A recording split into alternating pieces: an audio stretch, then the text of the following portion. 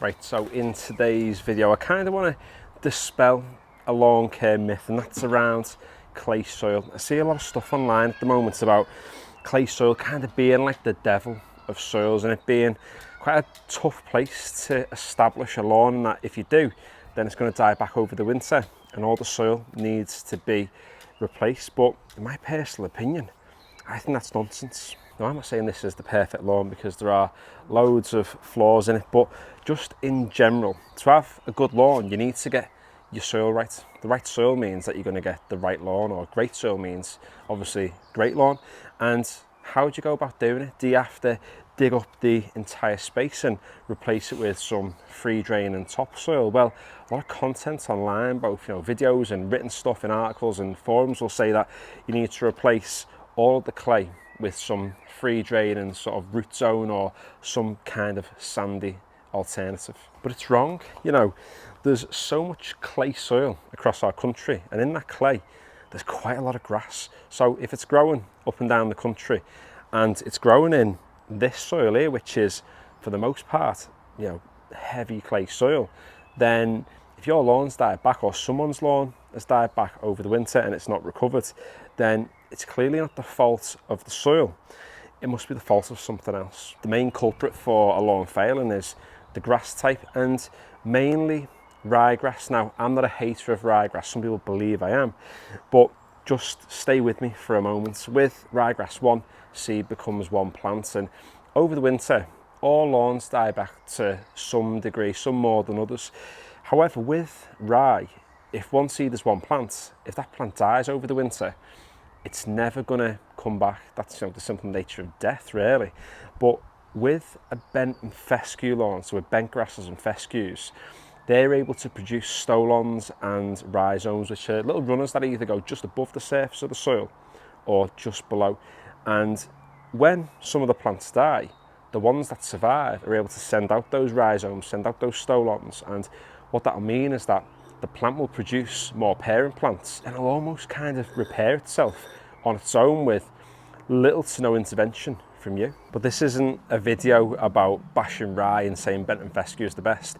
It's about clay soil and how you don't need to replace the soil to have a boss lawn. And it all comes down to, what bent grasses and what fescue plants do to the soil beneath your feet. Because they're able to reproduce and multiply on their own, it means that as they produce more parent plants, those new plants are sending out more and more roots, and the more roots you have, the more they're going to start to break up that soil below. So even though you might have really heavy clay, over years and years and years, those roots are going to start to change the biology in the soil to improve it, to make it more hospitable for a plant like this. And this is what this type of grass is doing up and down our country to loads and loads of clay soils. And it's not an overnight fix. It's not something that's going to change within a week, a month, a year. It's going to take a few years, but if you get the right plants in the right place and persist with it, you are going to see some boss results. But you might be thinking, if you put enough ryegrass plants down and these survive for long enough, then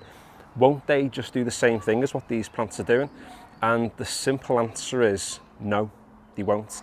And the reason being is because if you look at a ryegrass lawn and you look at a bentgrass lawn and a bent fescue lawn, the difference in density is staggering. With bentgrass in particular, one plant can become thousands of other plants and create thousands more root systems below your feet. Whereas ryegrass, it's never ever going to become dense enough to make that happen.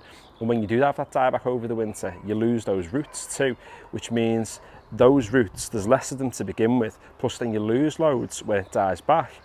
It's never going to be able to break down that clay, hence why ryegrass tends to fail in clay soils. Not all the time. If it's in quite a sunny space with fairly decent drainage, then it is going to survive. But if you've got clay in the shade, particularly in winter, it's got almost no chance of being a dominant plant. You might see a lot of successful ryegrass lawns on YouTube, but the reason why they're so successful is because they're constructed from the soil up. What will often happen is, if there is clay soil, the entire thing's going to be dug out down to, around 6 inches worth of it, and it's replaced with some really free drain and sandy soil. Because it's much more sandy than what clay is, water's going to pass through it much more easily, which obviously results in less dieback over the winter because the soil's not retaining as much of that moisture. And that sounds like a cracking plan. However, it does come with its disadvantages. The first of which is the fact that it's more freely draining will mean that water's going to pass through it much more easily. That sounds like an advantage, and in some respects it is.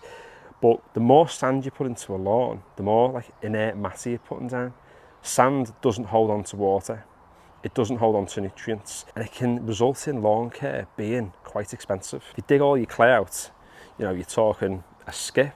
Maybe you need to get 2 skips. You might need to hire a mini digger to dig it all out. All the sandy soil that you're going to have to put in.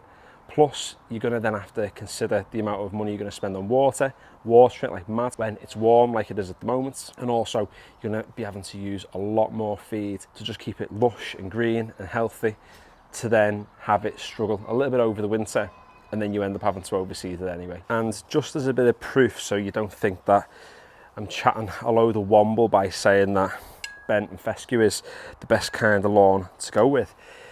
This lawn that I'm on now is based on a really heavy clay soil. Most of the soil from up here is from down there. This used to be one continuous slope of heavy clay, and when we leveled the lawn out, we took the clay from down at the bottom, dumped it up here, roughly leveled it out. God knows how we did it at the time, and that's what became this lawn. So if I just take a core out the soil now, or a few, you're going to be able to see, if I just remove these cores, we've got quite a lot of clay down at the bottom there and within the middle of this core, which makes up most of this lawn. However, if I just break that clay up ever so slightly, look at these fellas here, look at these, this root, look how deep down that was. And it's those roots that are helping to break up the soil slowly over time. Now I am just going to put these cores back in, and the reason being is because we're going through one of the, well, they're saying it's the driest spring on record at the moment. So what I don't want to do is to allow the soil to dry out too much, particularly when it's as hot as what it is at the moment. But another thing, if I squeeze onto this now, I can feel the moisture within this soil, and that's not because I've watered it. I've actually not watered this for around about 5 days. The reason why it's feeling the way it does now is because we have such a tight canopy up at the top. It's trapping that moisture in. You've got the driest spring we've had on record, and that soil down at the bottom, that clay, it's as soft as anything. And if anyone knows anything about clay soil, when we get to the warmer times of the year, my lord, it gets almost like concrete. And I say this quite a lot on this channel at the moment, but this lawn struggled this winter and thinned out almost what I thought was beyond repair. Look at that now, no overseeding, no nothing. It's not had to feed for around about 6 weeks. It's due one, and whilst a lot of people are renovating at the moment, this lawn's just doing its own thing. It's, in a way, renovated itself. And the idea for this video was inspired by an Instagram post that I saw recently, where there's a girl on Instagram who had a company come in last year, I think it was. They put some decent turf down. She said it looked a little bit like Wimbledon. It looked boss, and it died completely over the winter. And I think she was after just a little bit of advice. And when I looked at the comments, every single person pretty much had said, dig up all the soil. You can't get a decent lawn if it grows in clay. And that for me is just misinformation. People can see one person be successful in one respect with rye, with sandy soil.